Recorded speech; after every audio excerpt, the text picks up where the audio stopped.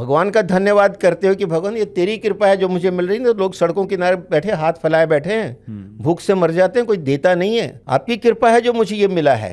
और उसमें से एक रोटी निकालिए, आधी गाय को दीजिए, आधी कुत्ते को, आधी कौवे को। प्राणियों में सद्भावना हो, ये मूल तत्व यहाँ आता है। अब एक कही गई है, आप ज्यादा भी निकाल सकते हैं कि एक गाय को दे दिए, एक कुत्ते को दे दिए, एक जो है कौवे को दे दिए, कोई उसमें दिक्कत नहीं है। एक मिनिमम रखी गई है। और आसपास कोई तालाब है, वहां हफ्ते में एक बार 2 बार आटे की गोलियां जाके डालिए।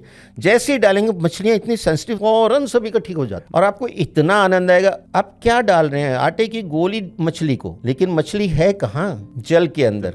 आपके शरीर में कितना है जल तत्व? आपके शरीर में 70% और ब्रह्मांड में भी 70% जल ही जीवन है।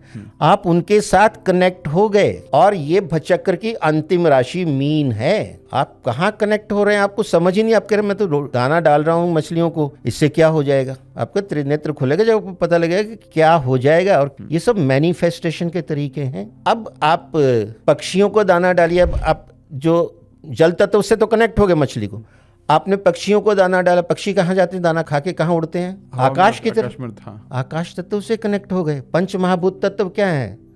जल, वायु, अग्नि, धरती और आकाश।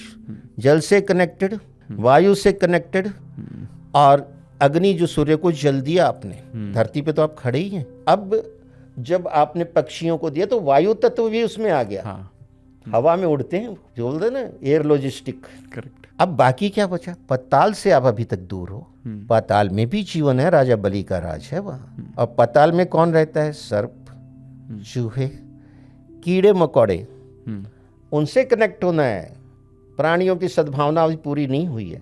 और वहाँ आप आटा, चीनी, काले तिल मिक्स करके देखिए, छेद होते हैं बड़े बड़े पेड़ों के नीचे जिसमें से चींटे चिटियाँ निकलते हैं और खा के फिर अंदर चले जाते हैं। वहाँ डाल दीजिए, वो खाएंगे। एक कटोरी में हजारों चींटे चिटियाँ खा जाएंगे और उनकी दुआएं मिलेगी। आप हजारों लोगों की पार्टी करें, उसमें कितना खर्चा और इसमें कितना खर्चा। आत्मा तो आत्मा है। जो ये उपाय मैंने छोटे छोटे बताए, ये आपकी दिनचर्या में होने चाहिए। आप कीजिए और मुझे बताइए कि रिटर्न ऑन इन्वेस्टमेंट आपको कितनी आ रही है। आपको 3 महीने में फीलिंग आ जाएगी। मैनिफेस्ट करते जाइए हर एक के साथ, आपको वो मिलेगा। आप अपने कर्म तो करो, दृढ़ निश्चय रखो। अगर नहीं भी मिल रहा है तो हिम्मत नहीं हारनी है, क्योंकि जीवन अनंत है। जब आत्मा अजर और अमर है, पुनर्जन्म होता है, तो जीवन अनंत नहीं है। क्या हमारी छोटी सोच है?